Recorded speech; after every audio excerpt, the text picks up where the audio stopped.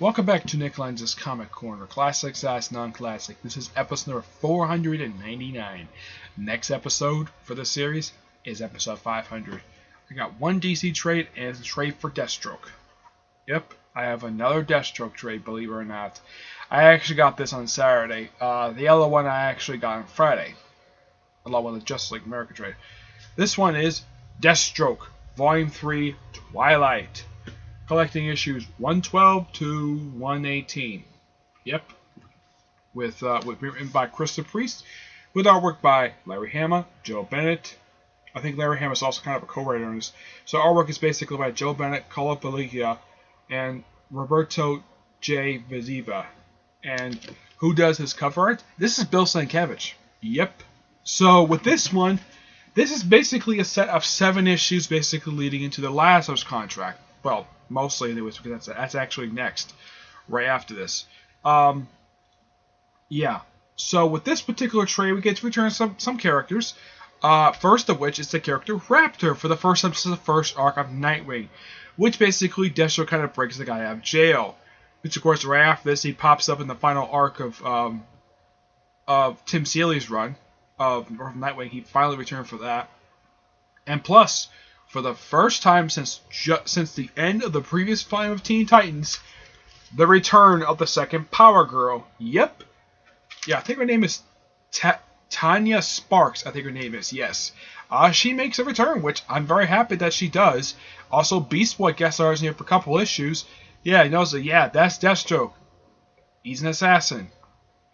Also, Red Line gets captured in here. And oh yeah, he keeps saying, "Oh yeah, I'm outside I'm in international waters. You're basically on sovereign soil. You can't arrest me." And she's like, "Yeah, I can turn this boat around because I have you in custody." Yeah, Adeline Kane. Basically, the way Chris Reeves writes her is being a paranoid woman who really wants to put her ex-husband in jail. Yeah, that's how Christopher Priest writes the woman. I am not kidding. Though he does throw in some stuff from Mark Wolfman's run. I mean, yeah, Pat Trey shows up in here as well. And basically, I think it's revealed in this trade here that Pat Trey suffered a stroke. And she's in a wheelchair.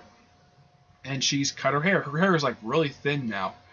And also at one point, Deathstroke goes blind. Yep. And also gets set up for the wedding of his son, Joseph, and his fiance, who apparently it's implied Deathstroke may have killed her. And we also get a chance to see something that, first time ever, post-Flashpoint, we see Deathstroke wearing this costume. Now, those of you familiar with the George Perez design of the costume, here you go, the George Perez costume. Yep, that is the very costume that George Perez himself designed. Look, the orange underwear on the outside. Yep, that's there. And the outfit, look, yeah, that's the outfit Deathstroke wore back in the 80s and 90s. Though a little bit, most of his time from his debut back in 1980, I think it was 1981, up until 2011, most of the time he wore this very costume, except for a few years where he wore that very ugly-looking costume that he wore at the end of his first series. But yeah, there's actually a reason why he wears this, because apparently he left his actual costume behind in a Supermax. He didn't know that. So Raptor found the costume and put a Raptor on it. Yep. He just beat up the guy. Yeah. He beats him up, and yeah, Raptor's in here as well. Let's take a picture of him. Let's see. Here we go. Here's Raptor, and he's also wearing Deathstroke's regular Rebirth costume, and he's put a Raptor on it. Yep. So it's great the fact that Raptor came back, because he's kind of an original character for Rebirth, and I do praise the fact he brought the character back. Yep. Also, it's revealed in here that Deathstroke has been sleeping with his son's fiancée. I'm like, seriously, dude? What the heck is your problem? Why in the world are you sleeping with your future daughter-in-law? Yeah, first it's implied back in the 80s that he slept with a 15-year-old girl. Now he slept with his son's fiancée. Who the heck do you think he is? Norman Osborn? Yeah, it's kind of implied he might act like Norman Osborn. Maybe Christopher Priest got that from Norman Osborn. Yeah, Norman Osborn slept with 2 guys' girlfriends. First, basically, it's implied. This was, of course, in Sin's Remember, which I think it's been undone. I'm not sure. Where it's implied he had a one-night stand with Gwen Stacy, and it's also implied he also slept with his son's fiance. His woman was going to be his second wife. Yep. Yeah. So he gets back to costume and he briefly goes blind, so he has to basically carry on a dog. Oh look, here's Power Girl. No change to her costume, which thank God for that. Because we would like to change people's costumes, like being a little more familiar with the pre-Flashpoint stuff. Since this Power Girl is an original character, I actually like her costume, and I like the fact she's black. And no, she's not Kira's Earth 2. This is a completely different character. It's kind of the same situation with Miss Marvel from Marvel, excuse me, where you have a completely unrelated character who just happened to take up the code name and wore a slightly similar costume. Though Power Girl never had like a big circle on her. She actually had booming in her costume. Yep. But it's during this brief period of time when Deathstroke decided to briefly go blind. So he has to basically have a dog named Recluse.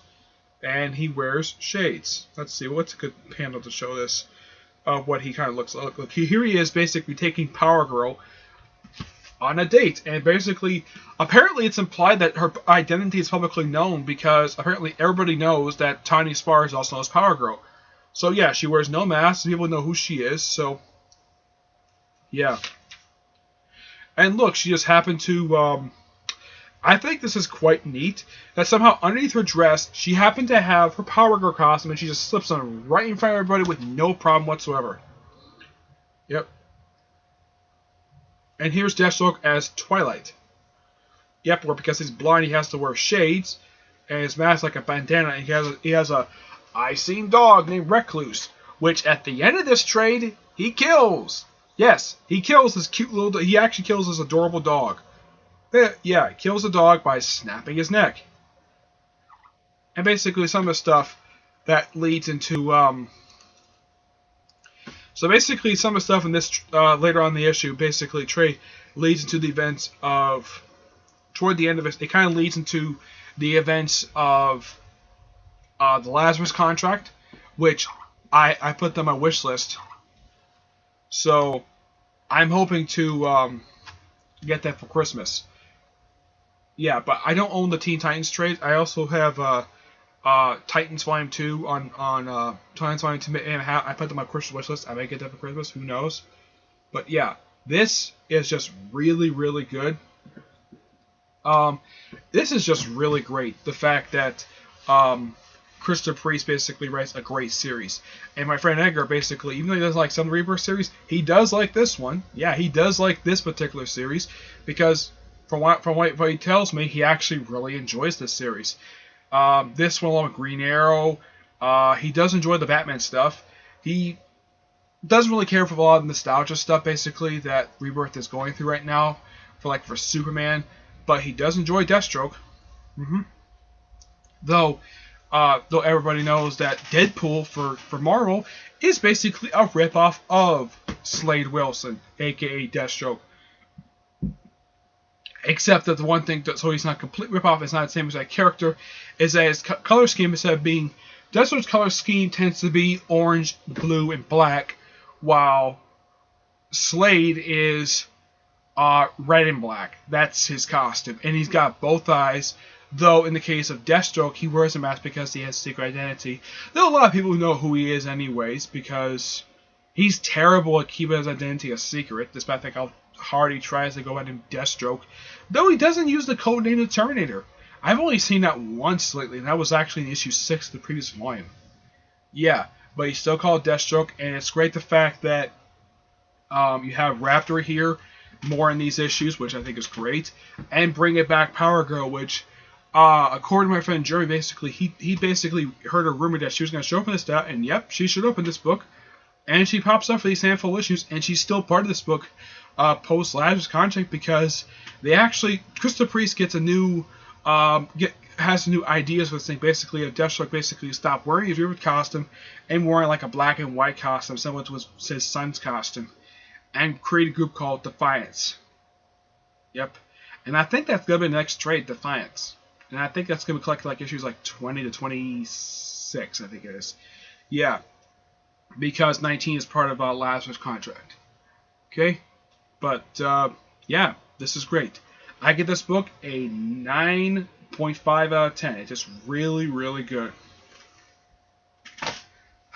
Alright, that's it for this episode. Stay tuned for the next episode, which is episode 500. And hopefully, it'll probably be Double Shot 412. That's probably next episode, okay? But until I see you in the next episode, bye.